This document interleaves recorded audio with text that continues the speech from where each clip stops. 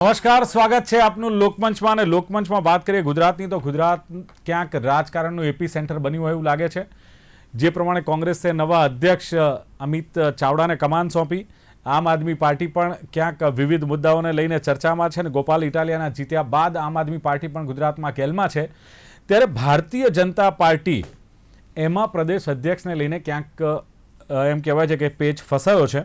આમ તો મુખ્યમંત્રી ભૂપેન્દ્ર પટેલ દિલ્હીની મુલાકાતે છે ને ત્યાં પ્રધાનમંત્રીની મુલાકાત લેવાના છે, અધ્યક્ષ જેપી નડ્ડાની મુલાકાત લેવાના છે અને એક મહત્ત્વની બેઠક નવા પ્રદેશ પ્રમુખ મામલે દિલ્હીમાં જ્યારે યોજાઈ રહી છે ત્યારે ભાજપે અનેક રાજ્યોમાં પોતાના નવા પાર્ટીના અધ્યક્ષની નિયુક્તિ કરી છે અને થોડા રાજ્યો બાકી પણ છે. પણ ગુજરાતની વાત કરીએ તો મોટાભાગના મહાનગરો અને જિલ્લામાં પ્રમુખોની પણ નિમણૂક થઈ ગઈ છે. તો પછી સવાલ એ છે કે ભારતીય જનતા પાર્ટી ગુજરાતમાં ક્યારે પોતાના નવા અધ્યક્ષની જાહેરાત કરશે? આ યક્ષ પ્રશ્ન તમામ જે રાજનીતિ સાથે જોડાયેલા છે, જેમને રાજનીતિમાં ઇન્ટરેસ્ટ છે, બધાને આ યક્ષ પ્રશ્ન થઈ રહ્યો છે. અને એક ચર્ચા એ પણ ચાલે છે કે સૌરાષ્ટ્ર અથવા તો ઉત્તર ગુજરાતમાંથી નવા અધ્યક્ષની પસંદગી થશે. ટૂંક સમયમાં નવા અધ્યક્ષની પસંદગી જ્યારે ભારતીય જનતા પાર્ટી કરવા જઈ રહી છે ત્યારે એક ઓબીસીમાંથી પણ નવા અધ્યક્ષ બની શકે છે. ઘણા વર્ષોથી ઓબીસીના કોઈ નેતાને મોટી જવાબદારી નથી મળી, એટલે કે આજ પણ ચર્ચા ચાલી રહી છે. અને 2027 વિધાનસભાની જે ચૂંટણી આવી રહી છે, ચૂંટણી જીતવા માટે એવું કહેવાય છે કે ઓબીસી મત છે ને બહુ જ નિર્ણાયક છે. એટલે મે બી ઓબીસી પાટીદાર આમ તો મુખ્યમંત્રી છે જ, એટલે પાટીદાર સમાજને અધ્યક્ષ પદ મળે તેવી શક્યતા ઓછી છે. પણ સવાલ એ છે કે નવા પ્રમુખની પસંદગી થાય પછી મંત્રીમંડળના વિસ્તરણ પણ મંત્રીમંડળનું થશે એવી પણ માહિતી સૂત્રો દ્વારા મળી રહી છે. અને એમાં પાછી ચર્ચા એવી છે કે આ વિસ્તરણ થશે, એમાં CR પાટીલ જૂથના કેટલા નેતાઓ મંત્રીમંડળમાં રહેશે. અને પ્રદેશ અધ્યક્ષની ચૂંટણી આપણે આ બધી જ ચર્ચાઓ કરીએ છીએ, દાવેદારો, શક્યતાઓ, સંભાવનાઓ, આ ચર્ચાઓ કરીએ છીએ. પણ ખરેખર જોઈએ તો નવા પ્રમુખની પસંદગીની વાત આવે ને તો માત્ર ચૂંટણી એક ઔપચારિક હોય છે. બધા જાણે છે કે ઉપરથી નામ આવે છે અને પછી અહીંયા બધાએ સ્વીકારી લેવાનું હોય છે. છતાં પણ એક ચર્ચાસ્પદ મુદ્દો તો છે જ. ઘણા બધા દાવેદારો છે, ઘણી બધી શક્યતાઓ છે. કયું લોજિક કામ કરશે, આ તમામ ચર્ચા ખાસ જ્યારે દિલ્હીમાં પણ બેઠકો થઈ રહી છે ત્યારે આ ચર્ચા કરવા માટે લોકમંચમાં બે રાજકીય વિશ્લેષકોને આમંત્રિત કર્યા છે પેનલમાં. સૌથી પહેલા રાજેશ ઠાકર મારી સાથે છે. રાજેશજી, સ્વાગત છે આપનું લોકમંચમાં. સાથે જ અન્ય રાજકીય વિશ્લેષક પ્રશાંત ગઢવી છે. પ્રશાંતજી, આપનું પણ સ્વાગત. જી રાજેશભાઈ, રાજકીય વર્તુળોમાં ચર્ચા છે, કાર્યકરોમાં ચર્ચા છે, એક ઉત્સુકતા છે. તમારા જેવા રાજકીય વિશ્લેષકો, અમારા જેવા પત્રકારો પણ ચર્ચામાં છે કે ભાઈ કોણ પ્રદેશ અધ્યક્ષ. એના કરતા પહેલો સવાલ એ થાય કેમ મોડું થયું છે, ક્યાં કોકડું ગૂંચવાયું છે, ક્યાંક પેચ ફસાયો છે કે જેને લઈને નવા અધ્યક્ષની હજુ સુધી જાહેરાત રાજેશભાઈ થતી નથી? શું કહેવું છે? બિલકુલ, તમારી વાત એ રીતે સાચી છે કે કેમ મોડું થયું છે એ જ પ્રશ્ન છે. કારણ કે ભારતીય જનતા પાર્ટીમાં હવે સ્થિતિ એવી છે, પ્રદેશ પ્રમુખ કે રાષ્ટ્રીય પ્રમુખ હોય કે ના હોય, પાર્ટી ઓટો મોડ ઉપર ચાલે છે. જે પ્રદેશ અધ્યક્ષ કે રાષ્ટ્રીય અધ્યક્ષની નિમણૂક છે, આ પહેલા પણ જેપી નડ્ડા હતા, પણ જેપી નડ્ડા સ્વતંત્ર રીતે કેટલી પાર્ટીના સંગઠનના લગતા નિર્ણયો કરતા હતા એના ઉપર આજે પણ પ્રશ્નાર્થ છે. અને વિજય થાય તો કેવી રીતે શ્રેય એ અમિત શાહ અને નરેન્દ્ર મોદીની જોડીને મળતો, અને જો હાર થાય તો જેપી નડ્ડાનો ચહેરો આગળ થઈ જતો આપણે જાણીએ છીએ. એટલે પાર્ટી માટે જે પરિસ્થિતિ છે એ ઓટો મોડ ઉપરની પરિસ્થિતિ છે. પણ પહેલી વખત ભારતીય જનતા પાર્ટીમાં એવું બન્યું છે. આ કોંગ્રેસમાં તો બનતું આવ્યું છે કે ભાઈ અધ્યક્ષ કે રાષ્ટ્રીય અધ્યક્ષ છે, કાર્યકારી હોય ને એ લગભગ 1.5-2 વર્ષ સુધી એની એ વ્યવસ્થાઓ ચાલ્યા કરે.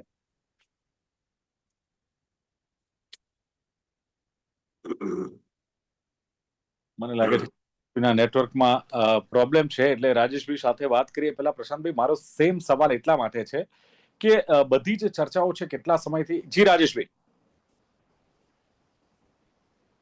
રાજેશભાઈ, કોંગ્રેસ પાર્ટીમાં તો આવું બનતું હતું, પણ ભારતીય જનતા પાર્ટીમાં જ્યારે આવું બની રહ્યું છે એટલે સવાલ ઉઠે શિસ્તબદ્ધ કેડર બેઝ પાર્ટીમાં આવું કેમ? એટલા જ માટે એ જ ચર્ચા છે. પહેલી વખત ભારતીય જનતા પાર્ટીમાં આવી થયું છે કે એની કોઈની કાર્ય અવધિ પૂરી થઈ ગઈ હોય ને એક્સટેન્શન ઉપર લગભગ 1-1 વર્ષ સુધી, 2-2 વર્ષ સુધી ખેંચવામાં આવ્યા. અને એમાં એક તો રાષ્ટ્રીય અધ્યક્ષની ચૂંટણી એ લોકસભાના પરિણામો પછી જે રાષ્ટ્રીય સ્વયંસેવક સંઘ અને ભારતીય જનતા પાર્ટીની અંદર જે અંદરના જે તરંગો ઉઠ્યા છે, અને એમાં મોગલ ભાગવતના અમુક સ્ટેટમેન્ટને એના ઉપરથી કેટલાક એવા સમાચાર મળી રહ્યા છે કે ભાજપને બચાવવા માટે આરએસએસ મેદાને પડ્યું છે. ભાજપને બચાવવા એ રીતે કે નરેન્દ્ર મોદી કાફી છે, પણ હવેનો જે કાર્યકાળ છે નરેન્દ્ર મોદીનો, એ કાર્યકાળને આ રાષ્ટ્રીય સ્વયંસેવક સંઘ એનો અંતિમ કાર્યકાળ તરીકે જોવે છે. 2029માં કદાચ નરેન્દ્ર મોદીના નેતૃત્વમાં પાર્ટી ચૂંટણી લડે, પણ 2029 સુધીમાં પાર્ટીની ભીતર નરેન્દ્ર મોદીનો એક વિકલ્પ ઉભો કરવાની પ્રક્રિયા રાષ્ટ્રીય સ્વયંસેવક સંઘ શરૂ કરવા માંગે છે, જે વાજપેયી વખતે પણ કરી હતી. આ એમની પ્રણાલી છે કે કોઈને હટાવી નહીં દેવા, પણ એની પેરેલલ એક એવું નામ તૈયાર કર્યા કરવું કે જ્યારે નરેન્દ્ર મોદી જે છે એમની ઉંમરના કારણે એમને નિવૃત્ત કરવાના આવે, આજે નહીં તો કાલે, 75 વર્ષ વાળો ક્રાઇટેરિયા તો લાગુ નથી જ થવાનો, પણ 80-81 જ્યારે પણ, એટલે હવેના જે ખાસ 3 કે 4 વર્ષ છે એની અંદર એક પેરેલલ એક એવું નેતૃત્વ ઊભું કરી દેવું સંગઠનના માધ્યમથી, અને એના કારણે સંઘ એવું ઈચ્છે છે કે સંઘની મૂળ વિચારધારાના લોકો એ આ પાર્ટીની કમાન સંભાળે, કે જે રાષ્ટ્રીય સ્વયંસેવક સંઘની પ્રણાલી મુજબ સંગઠનને ચલાવે. કારણ કે સંગઠનની જે રીતે ભેળસેળ આખા રાષ્ટ્રીય લેવલ ઉપર થઈ છે, અને બહુ જ બધા લોકો એમાં, ધનકડ છેલ્લું ઉદાહરણ છે કે પાર્ટીના મૂળના લોકો ના હોય ને બહારથી આવેલા લોકોને જ્યારે તમે મહત્વના પદ આપો ત્યારે પરિસ્થિતિ કેવી રીતે શું થઈ શકે. એટલે જે આખું કોંગ્રેસીકરણ થઈ રહ્યું છે ભારતીય જનતા પાર્ટી, એને એક તો અટકાવવું છે. બીજું, એક વ્યક્તિઓનું સંગઠન થઈ ગયું છે, એનાથી આરએસએસ છે એ પરેશાનીમાં છે કે ભાઈ વ્યક્તિનો કરિશ્મા જતો રહેશે તો ભાજપ નહીં બચે, ને આરએસએસ એ સમજીને ચાલે છે કે ભાજપ ના બચે તો એની સીધું નુકસાન જે છે આરએસએસ પણ ભોગવવું પડે. એટલે રાષ્ટ્રીય અધ્યક્ષની ચૂંટણીમાં ત્યાં એક પેચ ફસાયું. અને પ્રદેશના સ્તરે તમે જુઓ તો ઉત્તર પ્રદેશ અને ગુજરાત, આ બંનેની અંદર પેચ એટલા માટે ફસાયો છે કે ગુજરાત જે છે એ નરેન્દ્ર મોદીનું ગૃહ રાજ્ય છે, અને ઉત્તર પ્રદેશ છે એનું સંગઠન જેના હાથમાં રહે નિયંત્રણ, કારણ કે ઉત્તર પ્રદેશની પાસે વડાપ્રધાન બનવા માટેની ચાવી છે. આપણે જોયું આ વખતે 240 કેમ થયા, તો ઉત્તર પ્રદેશની અંદર રિઝલ્ટ ના મળ્યું. પહેલી વખતે 300 ઉપર કેમ ગયા હતા, તો ઉત્તર પ્રદેશની અંદર 80% સ્ટ્રાઇક રેટ હતો. એટલે ઉત્તર પ્રદેશ અને ગુજરાત આ બંને નરેન્દ્રભાઈ અમિત શાહ માટે બહુ મહત્વના છે. એટલે એ બંનેના, અને જે ગુજરાતની અંદર આંતરિક રાજકારણ અત્યારે ભારતીય જનતા પાર્ટીનું ચાલી રહ્યું છે કે ધારાસભ્યો, સંગઠનના લોકો જ પાર્ટીની સામે અમુક અવાજ ઉપાડી રહ્યા છે, બહુ જ બધું જે અંદર ખાને એક ચાલી રહ્યું છે કે જે પાર્ટીને નુકસાન કરે એ પરિસ્થિતિમાં હોય, એમાંય દક્ષિણ ગુજરાતની લોબી વર્સિસ સૌરાષ્ટ્ર લોબી, આ એક રાજકારણ જે થયું ગુજરાતની અંદર CR પાટીલના આવ્યા પછી, અને એમાં અમરેલીથી તમે જુઓ તો આપણે સાંગણી સાહેબે, જયેશ રાદડિયા, બધા સહકારી ક્ષેત્રના મંચ ઉપરથી એક જે મોરચો સંભાળ્યો, અને ધીરે ધીરે રાજકોટ સુધી એ બધી વસ્તુઓ ગઈ. રાજકોટ નાગરિક બેંકની ચૂંટણીની અંદર પણ જે બધું થયું, આ બધાના કારણે જે છે એ સૌરાષ્ટ્રના લોકો એવું ઈચ્છી રહ્યા છે કે સૌરાષ્ટ્રના લોકો તરફથી કોઈ પ્રમુખ બને. બીજું એ છે કે ભારતીય જનતા પાર્ટી એવું વિચારે છે જે એમની હજી પણ નબળી કડી હોય, દાખલા તે ઉત્તર ગુજરાત, તો થોડી ઘણી કોંગ્રેસ ઉત્તર ગુજરાતમાં બનાસકાંઠાને એ વિસ્તારોની અંદર જીવતી છે. બીજું એક કામ એવું ચાલે છે કે જો ઓબીસી આપવું કે આદિવાસી આવ, તો આદિવાસીની અંદર ધવલ પટેલ એક યુવા ચહેરા તરીકે અને આદિવાસી ચહેરા તરીકે પાર્ટી ત્યાંથી વિચારે છે. ત્રીજો એક વિચાર એવો પણ ચાલી રહ્યો છે કે પહેલી વખતે કોઈ મહિલાના હાથમાં પ્રદેશ અધ્યક્ષનું સ્થાન આપવું, કારણ કે પેલું 33% મત વાળો જે સૈદ્ધાંતિક સ્વીકાર કર્યો છે, તો સંગઠનમાં પણ અમે મહિલાઓને જે છે પ્રાધાન્ય આપીએ છીએ, એવો એક સંકેત આપવા માટે એક એવી પણ વાત ચાલે છે કે કદાચ પ્રદેશ અધ્યક્ષની રેસમાં પણ આ બધા જે એ તુક્કા છે, તર્ક છે, જે સામાન્ય રીતે આપણને સાંભળવા મળતી વાતો હોય, કાં તો જે થોડા ઘણા આપણને જાણતા લોકો હોય એમની સાથે ચર્ચા કરીએ. પણ ભારતીય જનતા પાર્ટીમાં આપણે જાણીએ છીએ કે બધું જ બે લોકો જાણતા હોય છે, 2 થી ત્રીજું કોઈ માણસ જાણતું હોતું નથી. આપણે ભૂપેન્દ્રભાઈ પટેલ જે રીતે મુખ્યમંત્રી બન્યા એ પ્રસંગ પણ જોયો છે, વિજય રૂપાણી જે રીતે મુખ્યમંત્રી થયા એ પ્રસંગ પણ આપણે જોયો છે, CR પટેલની અધ્યક્ષ પદે વરણી થઈ એ સ્થિતિ પણ આપણે જોઈ છે. એટલે આખરેકાર આ બધી જ જે વાતો છે એ વાતો એ આપણે જે આપણને મળતા અણસાર છે એના આધારે તર્ક રીતે રજૂ કરીએ છીએ, પણ આખરે તો પણ સૌથી મહત્વની વસ્તુ એ છે કે આરએસએસ હવે માત્ર 2 વ્યક્તિઓના હાથમાં બધા નિર્ણયો રહેવા દેવા માંગે છે કે કેમ. હા, બરાબર છે એની અંદર આ એક જ ફેક્ટર છે કે જે લાગે છે કે આ ફસાયેલું છે. બાકી ચપટીમાં મુખ્યમંત્રી, ચપટીમાં અધ્યક્ષ બનાવી દેવાની પાર્ટી, એની અંદર આટલો બધો વિલંબ થાય. આપણે હંમેશા કોંગ્રેસ માટે આ બધી ચર્ચા કરી છે કે કોંગ્રેસનો પ્રમુખ કોણ, કોંગ્રેસ પ્રમુખ વિનાની, આ બધી ચર્ચા આપણે કરતા, પણ કોંગ્રેસમાં શક્તિભાઈએ રાજીનામું આપ્યું ને 21મા દિવસે નવો પ્રમુખ આવી ગયો. આ વખતે એ બાબતની અંદર ભારતીય જનતા પાર્ટી કરતા કોંગ્રેસ આગળ રહી છે. એટલે આ સવાલો ઉભા થઈ રહ્યા છે કે ભારતીય જનતા પાર્ટીની અંદર આ સ્થિતિ કેમ. અને તમે જુઓ, આજે જ ઉત્તરાખંડ પંચાયતના જે પરિણામ આવ્યા છે, પેટા ચૂંટણી જે થઈ, એ પેટા ચૂંટણી વિધાનસભાની થયા પછીનું આ બીજું એક રિઝલ્ટ છે કે જેની અંદર સ્ટ્રાઇક રેટ એમની સરકાર હોવા છતાં માત્ર 30% નો રહ્યો છે, અને કોંગ્રેસનો સ્ટ્રાઇક રેટ 70% સુધી પહોંચ્યો છે. ટુ મચ જે પ્રમાણે પ્રશાંતભાઈ રાજેશ, એટલે આ બધું જ જે છે એ સંઘ જોઈ રહ્યો છે. યસ પ્રશાંતભાઈ, રાજેશભાઈએ કારણ પર કહ્યું કેમ પેચ ગૂંચવાયો છે, સંઘ હવે બે જ વ્યક્તિના હાથમાં કમાન સોંપવા નથી માંગતું, એ પણ છે. પછી જે નરેન્દ્ર મોદીનો વિકલ્પ, આ તમામ ચર્ચાઓ છે. શું માનવું છે કે પ્રદેશ અધ્યક્ષની વાત કરીએ અને ખાસ કરીને ગુજરાતની વાત કરીએ છીએ, ત્યારે શું લાગે છે કે પાટીદારને આ ચાન્સ મળી શકે એમ છે? આમ તો મુખ્યમંત્રી પાટીદાર છે, પણ હવે એમનું પણ એવું કહેવાય છે કે ગમે ત્યારે એમનું પણ રાજીનામું લઈ લેવાય. ઓબીસી હોઈ શકે, આદિવાસી હોઈ શકે, કે અન્ય સમાજમાંથી હોઈ શકે. અને ખાસ તો મહિલા અધ્યક્ષની પણ વાત કરી, કઈ શક્યતાઓ જોઈ રહ્યા છો? આરએસએસ ની ઘણી બધી વાત રાજેશભાઈએ કરી દીધી, એટલે આપણે એ જ વાતને બીજી રીતે ના દોહરાઈએ. તમારા પેલા સવાલ ઉપર જો આવી જઈએ, તો ગુજરાતની અને બીજા રાજ્યોની જે ભાજપની એક બિહેવિયર પેટર્ન છે કે ઇલેક્શનના 1.5 વર્ષ પહેલા એક નવો ચહેરો આપે, એટલે એન્ટી ઇન્કમ્બન્સી પણ ખાલી દેવામાં આવે, ચહેરો એવો લાવવામાં આવે કે જે સંગઠનને, સરકારને બધાને ભેગા લઈને ચાલે. જે રીતે ભૂપેન્દ્રભાઈ આવ્યા તો સંગઠનમાં કોઈ બીજી ખેંચતાણ નહોતી થઈ. તો એમ હવે ઇલેક્શન આપણું 2027 ડિસેમ્બરમાં છે, એના 1.5-2 વર્ષ પહેલા, એટલે આમ જોવા જાવ તો ડિસેમ્બર સુધી, એટલે ભાજપ અત્યારે મને લાગે છે થોડું એ રીતે પણ ચાલવા માંગે છે કે જો ચલાતું હોય, ખેંચાતું હોય, જ્યાં સુધી ચરુ ઉકળીને બહાર ના આવે તો ચલાવો ને. એટલે ચલાવવાના મૂડમાં છે અને હતી. મને લાગે છેલ્લા 10 દિવસથી કોઈક બીજા પ્રેશર, અને મીનવાઇલ સપ્ટેમ્બર 2025માં નરેન્દ્રભાઈ મોદીને 75 વર્ષ થાય, એટલે આરએસએસ નું બીજું કોઈ પ્રેશર એમની ઉપર ચાલુ થયું હોય. કદાચ એમને એક્સટેન્શન મળી જાય કે ભાઈ 29 સુધી આમની આપણે લીડરશિપમાં કરીએ, તો એમને, એટલે નરેન્દ્ર મોદી અને અમિત શાહ એમની વિચારધારા પ્રમાણે માણસ લાવવા માંગે છે, મુખ્યમંત્રી હોય કે પ્રદેશ અધ્યક્ષ હોય. ત્યારે સંઘ માંગે છે કે સંઘની વિચારધારા વાળો માણસ. અહીંયા બે વિચારધારા બદલાઈ ગઈ છે. મોદી અને અમિત શાહની વિચારધારા કોંગ્રેસિફિકેશન વાળી છે. એક નવો શબ્દ એડ થયો છે, કોંગ્રેસિફિકેશન, જે ભાજપનું થઈ ગયું છે.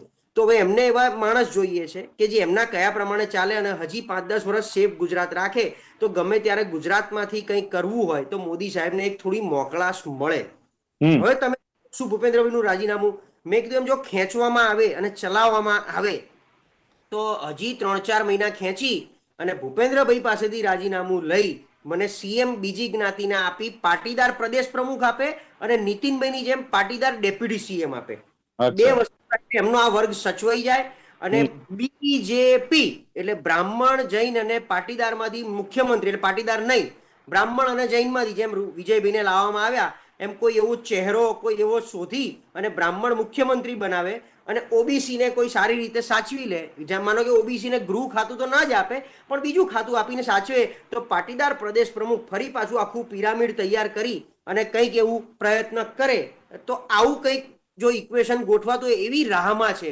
એટલે માનો કે કોર્પોરેશનની ચૂંટણી પણ CR પાટીલની નેતાગીરીમાં, નેતૃત્વમાં લડાવવામાં આવે, અને ત્યાં સુધી ગમે તેમ કરીને ખેંચો, આવું મને લાગે છે ઉપરથી કદાચ સૂચના હોય, અને એટલે આ બધું ચાલી રહ્યું છે. નામ આ તે, આજે મુખ્યમંત્રી સાહેબ PM ને મળવા ગયા છે. હવે મુખ્યમંત્રીને પ્રદેશ સંગઠનના પ્રમુખને આમ જોજો કોઈ લેવા દેવા નથી. સીએમ તો ગુજરાતની ચર્ચા કરવા ગયા હોય, સરકારની ચર્ચા કરવા ગયા હોય, સરકારી યોજનાઓ માટે, કોઈ લોકાર્પણ માટે સાહેબનો ટાઈમ માંગવાઈ ગયા હોય, એટલે એ આની ચર્ચા કરવા ગયા હોય, એ વાતમાં માલ નહીં. સંસદ ચાલે છે, અને બીજું જો પ્રદેશ પ્રમુખ તમારા જ વિચારધારામાંથી, તમને ગમતા જ વ્યક્તિમાંથી બેસાડવાના હોય, આરએસએસ નું પ્રેશર છે થોડું સંઘની વિચારધારાનું, તો એમાં કોણ ફોલ ડાઉન થાય છે? MP MLA માંથી જ આપવાના છે કે નોન MP MLA માંથી? તો નોન MP MLA માં ઘણા બધા ચહેરા છે કે જે અત્યારે થોડા ફ્રી પણ છે, પીડ પણ છે, જૂના મંત્રીમંડળમાં જોઈએ એવા કદ્દાવર પણ હતા, આખું રાજ્ય પોતે પણ ચલાવતા હતા, એવા પણ વ્યક્તિઓ છે, તો એમાંથી બેસાડવા છે. એટલે હમણાં તાજેતરમાં મળતી માહિતી મુજબ જેણે ABVP યુવા મોરચા અને ભારતીય જનતા પાર્ટીના સંગઠન ત્રણેય સ્તરે કામ કરેલું હોય એવી કોઈ વ્યક્તિ આરએસએસ ના દિમાગમાં પણ ફિટ બેસતી હોય અને થોડું ઘણું સોફ્ટ કોર્નર અમિત શાહનું ને નરેન્દ્રભાઈનું હોય એવા 2-5 વ્યક્તિઓના મંથનના નામ ચાલ્યા છે, જેમાં અત્યારમાં મીડિયામાં ચાલતા એક પણ નામ નથી. એ પછી આનું તેનું એ બધી વાત બહુ જ કોઈ નવા નામ આપી શકો છો પ્રશાંતજી? કોઈ નવા નામ આપી શકો છો? આપે કહ્યું કે આ ત્રણનો સંગમ થાય એવા કોઈ શક્યતા ખરી? એટલે મેં 2-3 વાર વાત કરેલી છે. જેમ કે મેં કીધું ને કે એમપી તરીકે પુરુષોત્તમ રૂપાલા બેઠા છે, એમપી પણ છે અને અત્યારે કોઈ પણ જાતનું પદ એમની પાસે નથી ને પાટીદાર છે, સૌરાષ્ટ્રમાંથી આવે છે. એટલે એક એ બીજું પાટીદારમાંથી મેં કીધું એમ કે જો ભૂપેન્દ્રભાઈ ના હોય તો પાટીદારમાંથી આપણા જ ગ્રુપમાંથી આવતા બધામાંથી મહેશ કસવાલા બધી રીતે ફિટ બેસે છે. સૌરાષ્ટ્રના ધારાસભ્ય છે, યુવા મોરચામાં કામ કરેલું છે, સંગઠનમાં મહામંત્રીમાં કામ કરેલું છે અને એકદમ જીતુભાઈ વાઘાણી ટાઈપનું ફોર્મેટ છે. જીતુભાઈ વાઘાણી હતું ને, યુવા મોરચો, એબીવીપી, સંગઠન મંત્રી બધું જ હતું. એટલે આવા યંગમાંથી લાવે તો આ મહેશભાઈ જેવા બીજા 2-4 નામ અમારી પાસે છે પાટીદારમાંથી. અને જો નોન સંઘમાંથી લાવવાના રજની હોય, પટેલની એક શક્યતાઓ દેખાઈ રહી છે. રજની પટેલનું નામ પણ ચર્ચાતું હોય છે. એક્ઝેક્ટલી કે રજની, હું એ જ કહેવા છું કે નોન એમપી એમએલએ માંથી જો લાવવાના હોય તો રજનીભાઈ છે. અને એક એવું નામ કે જે ઘણા સમયથી આમ સાયલન્ટ છે, આમ એમને જૂની દાજ જો ના રાખવાની હોય અને અત્યારે સંગઠનમાં જે ચાલી રહ્યું છે એને બધી જ રીતે જો ટેક કેર કરી શકે એવા એકમાત્ર વ્યક્તિ છે ગોરધનભાઈ ઝડફિયા, કે જેને બધું જ જોયેલું છે પણ અત્યારે ક્યાંય મુખ્ય ધારામાં નથી અને એમપી એમએલએ પણ નથી. એમને મુખ્ય ધારામાં લાવવાના પ્રયત્નો કરવા હોય તો શું કરી શકાય? એટલે આ એવો એક ચહેરો છે મેં જે આપે નામ, અને પ્લસ એમનામાં બધા ફેક્ટર ફિટ બેસે છે. આમ કહેવાય અમદાવાદના પણ સૌરાષ્ટ્રમાંથી પણ આવતો એક ચહેરો છે ગોરધનભાઈ. આવા બે છે પાટીદારના. ઓબીસી માં આપણે બધા ક્યારના કહે છે ઉદયભાઈ કાંગડ છે, મયંકભાઈ નાયક છે, દેવુસિંહ ને એટલે ના આપે કે મૂળ કોંગ્રેસી છે એટલે એમને નહીં આપી શકે. જગદીશ વિશ્વકર્મા, હા, એટલે ઓબીસી માંથી જગદીશ પંચાલનું બી એક નામ આગળ ચાલી રહ્યું છે પણ ઓલરેડી મંત્રી પદમાં હવે એ કે બહુ બધું ચાલી રહ્યું છે. એટલે મંત્રીમંડળ જો નવું બને તો જગદીશ વિશ્વકર્માને મંત્રીમાંથી બહાર કાઢીને પ્રદેશ પ્રમુખ બનાવી શકે અને નવું મંત્રીમંડળ સદંતર ભૂપેન્દ્રભાઈની પહેલી બનાવી હતી એવું નવું બનાવે.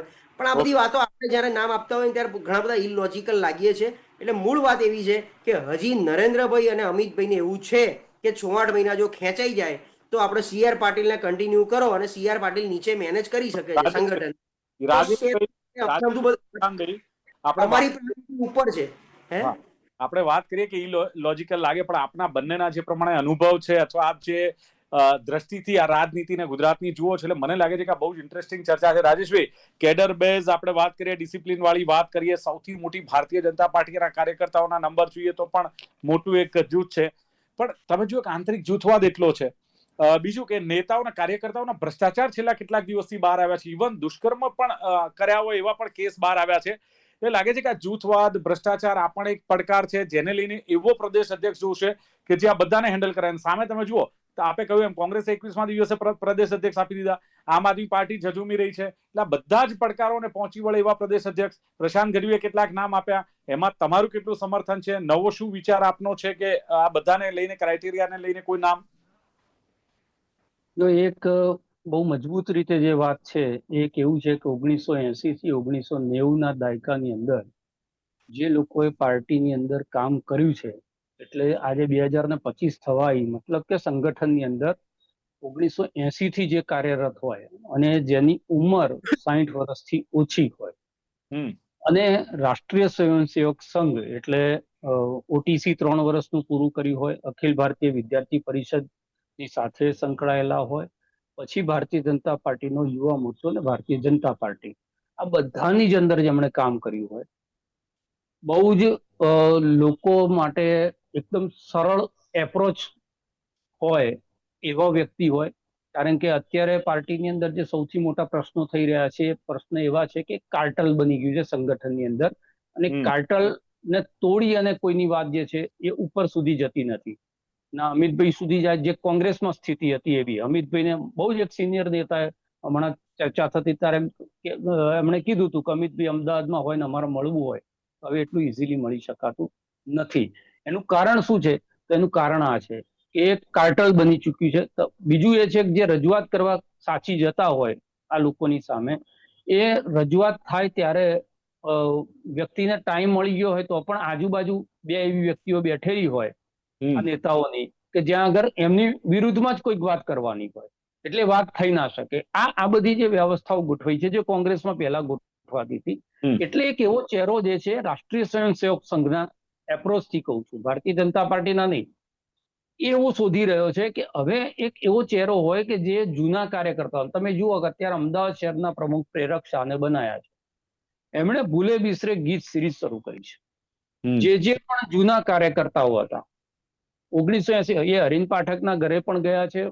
1980-90 ની અંદર કામ કરનારા લોકોને આજે કોઈ સંગઠનમાં ના આવડતું હોય એમના ઘરે પણ એ જઈ રહ્યા છે.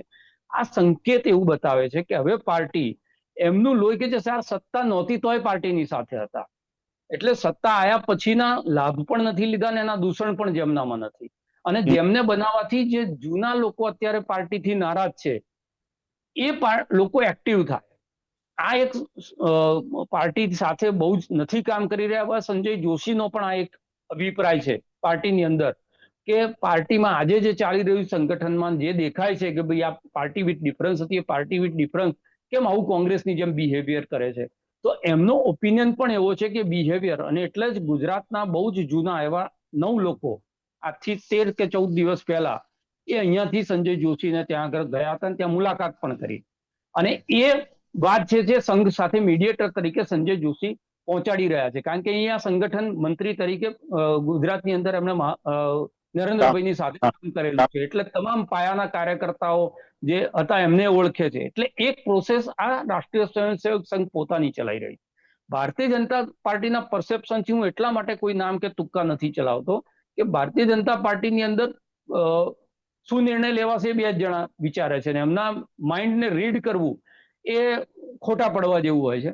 અને એટલા માટે એ એંગલથી હું વધારે નથી કહી રહ્યો. પણ હા, બીજી વાત ચોક્કસ છે કે કદાચ જે જગદીશ વિશ્વકર્માની વાત થઈ તો અમદાવાદ શહેરની અંદરથી કોઈ પ્રદેશ પ્રમુખ બનાવે પાર્ટી એવું નહીં બને, કારણ કે શહેરી વિસ્તારોની અંદર પાર્ટીએ કંઈ કરવા જેવું રહ્યું નથી.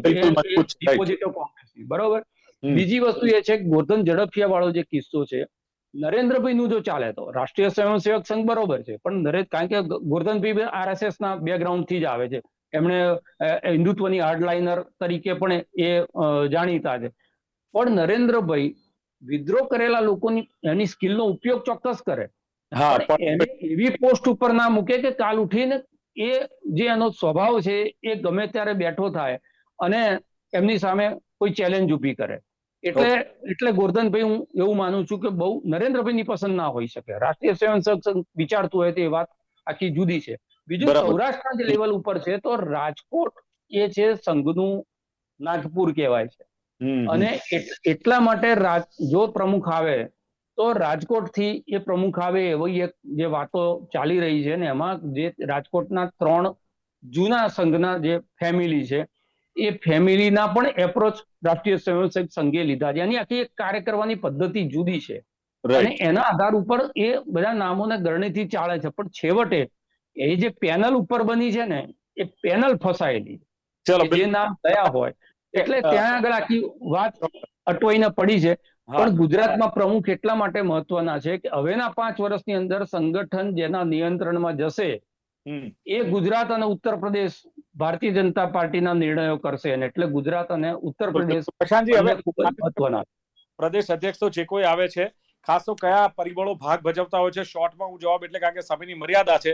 યુવા હશે, જો યુવા હોય તો એક સકારાત્મક મેસેજ જાય, આપે કહ્યું તે પ્રમાણે. અનુભવી હોય તો સંગઠન વધુ મજબૂત બને. લોકપ્રિયતા જોવા હશે કે જાતિનાથી જોવા હશે? શોર્ટમાં શું કહેશો? જ્ઞાતિ પહેલી, યુવા 50 વર્ષથી નીચેના હશે, કારણ કે સંગઠનમાં અત્યારે છેલ્લા 10 વર્ષમાં મોદીથી પ્રભાવિત થઈને ઘણા લોકોને જોડ્યા છે. એ લોકોને હજી ખબર જ નથી સાચું નેતૃત્વ, સાચી નેતાગીરી કે બોસ શું હોવો જોઈએ. એટલે બોસિઝમ પ્રોવાઈડ કરી શકે. બોસિઝમ ઇન સેન્સ કે લોકોની જોડે છેક નીચે સુધી ટચ બેઠા છે. CR પાટીલે પેજ પ્રમુખ બનાવે અલગ વસ્તુ છે, પણ એ પોતે કોઈ દિવસ કોઈ મળવા નથી જતા. એ પોતે મોટા હાઈ પ્રોફાઇલ કાર્યક્રમ સિવાય કોઈ કાર્યક્રમ કરતા નથી. આ સભાઓ કરી એમણે બંધ બાયણાની બેઠકો કરી, પણ આમ પ્રદેશ પ્રમુખ તરીકે ખાટલા બેઠક નહીં કર્યું એમણે આજ સુધી. જે લીડરશિપનો પહેલો ગુણ હોવો જોઈએ કે છેક ધરાતલ પર જવાનું છે. એટલે આ ધરાતલની વાતો જે કરી શકે, જેને સંઘ માટે આ બધા કામ કર્યા હશે, એવી વ્યક્તિને લાવવાની. પાટીલ તો સફળ કહેવાય છે ગુજરાતમાં, પ્રશાંતભાઈ. એ તો ચગાયેલું છે, મોસ્ટ ફેલિયર કહેવાય માણસ. કારણ કે 4 માંથી 2 મહામંત્રી ઘેર ગયા, ભાર્ગવ ભટ્ટ અને પ્રદીપસિંહ વાઘેલા. બીજું મંત્રીઓ નિષ્ક્રિય. અત્યારે રજની પટેલ મહામંત્રી છે, કઈ ખબર જ નથી. રજનીભાઈ શું, જી રાજેશભાઈ કઈ કેવું છે? રાજેશભાઈ, રાજકીય સફળતા એમને એટલે ઇલેક્ટ્રોનિક પોલિટિક્સમાં સફળતા એમને મળી છે, પણ સંગઠન ભારતીય જનતા પાર્ટીનું એટલું જ નબળું થયું છે. એ પ્રશાંતભાઈની વાત સાથે હું સંમત છું. ચલો બિલકુલ. એટલે બંને જે રાજકીય વિશ્લેષકો છે આમ તો ખૂબ અનુભવી છે. રાજેશભાઈએ કહ્યું એમ કે પ્રદેશ અધ્યક્ષ કે રાષ્ટ્રીય અધ્યક્ષ ન હોય તોય ભારતીય જનતા પાર્ટીનું એમણે કહ્યું કે ઓટો મોડ ઉપર આ ભારતીય જનતા પાર્ટી ચાલી રહી છે, અને કોંગ્રેસમાં આવું પહેલા બનતું હતું, પણ ખાસ ભાજપને બચાવવા હવે જ્યારે આરએસએસ મેદાનમાં છે અને એમણે કહ્યું તેમ કે નરેન્દ્ર મોદીનો અંતિમ કાર્યકાળ હોઈ શકે છે, તો પછી એમનો ઓપ્શન કોણ, એનો વિકલ્પ કયો, એનું નેતૃત્વ પેરેલલ રાજેશભાઈનું કેવું છે કે એક તૈયાર કરવાની પણ ક્યાંક પેરવી ચાલી રહી છે, અને કોંગ્રેસીકરણને અટકાવવાની ખૂબ જરૂર છે. એમણે કહ્યું યુપી અને ઉત્તર ગુજરાત આ બહુ જ અગત્યના રાજ્યો છે, અને બીજું પ્રદેશ અધ્યક્ષ માટે એમણે કહ્યું કે દક્ષિણ ગુજરાત વર્સિસ સૌરાષ્ટ્ર લોબી પણ ક્યાંક દેખાઈ રહી છે, અને આ બધું ક્યારે થયું? CR પાટીલના આવ્યા બાદ, એ રાજેશભાઈનું કેવું છે. પણ એક મજબૂત કાર્ટેલ બન્યું છે, જે સાચી વાત હજુ કદાચ બંને જે દિગ્ગજ નેતાઓ છે અમિત શાહ અને નરેન્દ્ર મોદી સુધી પહોંચતી નથી. ને પ્રશાંતભાઈએ કહ્યું એમ કે ઇલેક્શનના 1.5 વર્ષ પહેલા એક નવો ચહેરો ભારતીય જનતા પાર્ટી ઓલરેડી આપી દેતી હોય છે, કારણ કે એન્ટી ઇન્કમ્બન્સી હોય એને ખાળી શકાય, એક મહત્વનો દાવ છે. અને નરેન્દ્ર મોદી અને અમિત શાહ એમની વિચારધારા પ્રમાણે કદાચ પ્રદેશ અધ્યક્ષ ઈચ્છે છે, જ્યારે એક સંઘ છે એ એની વિચારધારા પ્રમાણે પ્રદેશ અધ્યક્ષ ઈચ્છે, એટલે એમાં પણ ક્યાંક પેચ ફસાયો છે. બે વિચારધારા આમને સામને છે. અને પ્રશાંતભાઈએ કહ્યું એમ કે એક નવી ફોર્મ્યુલા આવે કે પાટીદાર અત્યારે મુખ્યમંત્રી છે, એને રાજીનામું આપી એક પ્રદેશ અધ્યક્ષ તરીકે પાટીદાર આવી શકે, તો મુખ્યમંત્રી તરીકે અન્ય જ્ઞાતિમાંથી લઈ શકે, CM બનાવી શકે, ડેપ્યુટી CM ની ફોર્મ્યુલા પણ આવી શકે, તો બધી જ્ઞાતિઓને સમાવી શકાય. બીજું ABVP થી લઈ યુવાથી લઈને સંગઠન ક્ષેત્રે ત્રણેયમાં કામ કર્યું હોય એવાની પસંદગી થાય. અને બંને એક વાત કહી કે આપણે ચર્ચા ઘણી બધી કરીએ, પણ ઉપરથી 2 જણ નક્કી કરીને જે નામ, જે ચિઠ્ઠી આપવાના છે એ જ ખુલવાનું છે. ભૂતકાળમાં આપણે મુખ્યમંત્રીના ચહેરાને લઈને પણ આ બાબત જોઈ છે કે વિજય રૂપાણી હોય કે ભૂપેન્દ્રભાઈ પટેલ હોય, સીધું નામ જ નીકળે છે. ઇવન ભૂપેન્દ્ર પટેલને પણ અંદાજ નથી હોતો કે હું મુખ્યમંત્રી બનવા જઈ રહ્યો છું. તમને, મને કે વિશ્લેષકોને ક્યાંથી હોય, પણ એક અનુભવના આધારે આ ચર્ચા કરવાનો એક પ્રયાસ કર્યો હતો. અને એમણે કહ્યું એમ કે યુવા હોય, જાતિ જોવામાં આવશે, અનુભવી જોવામાં આવશે, ત્રિવેણી સંગમ ચોક્કસ જોવામાં આવશે. ચર્ચાનું સમાપન કરીએ છીએ. રાજેશ ઠાકર, પ્રશાંત ગઢવી બંને ઉપસ્થિત રહ્યા. Thank you very much. ખૂબ ખૂબ આભાર. તો દર્શક મિત્રો, લોકમંચ કાર્યક્રમમાં આથી ચર્ચા, પ્રદેશ અધ્યક્ષ, દાવેદારો અને સંભાવનાઓ, બધું ઘણું બધું છે, પણ એક અનુભવના આધારે બંને રાજકીય વિશ્લેષકોએ પોતાના મત રજૂ કર્યા. ફરી મળીશું. જોતા રહો ગુજરાત ન્યૂઝ. નમસ્કાર.